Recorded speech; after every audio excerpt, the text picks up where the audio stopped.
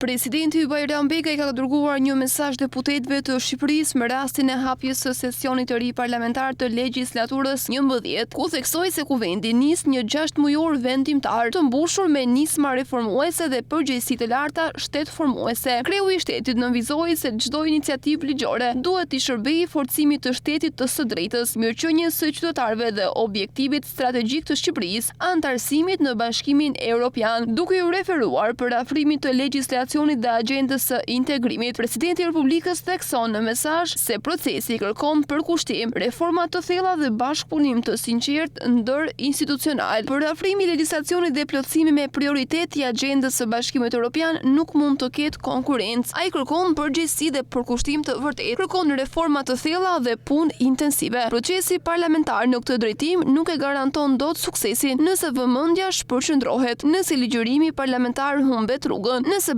bashkëpunimi ngec, nëse debati humbet fokusin nga interesi kombëtar dhe nëse rezultatet vonojnë. Në rrugën drejt familjes europiane ne nuk kemi kohë për të humbur dhe as energji për të shpërdoruar, shprehet mëtej presidenti i Shqipërisë Bajram Begaj, ndërsa thekson reformën në drejtësi dhe nisjen e saj si emergjencë kombëtare. Presidenti shprehet për rëndësinë e mbështetjes së politikës ndaj luftës kundër krimit të organizuar dhe korrupsionit në mënyrë që qytetarët të marrin drejtësi sipas standardeve europiane. Në këtë sesion parlamentar, kreu i shtetit e cilësoi reformën zgjedhore si një prioritet, duke kërkuar adresimin e plotë të rekomandimeve të OSBE-Odirit dhe shmangjen e ndryshimeve të vonuara që rrezikojnë standardin e zgjedhjeve.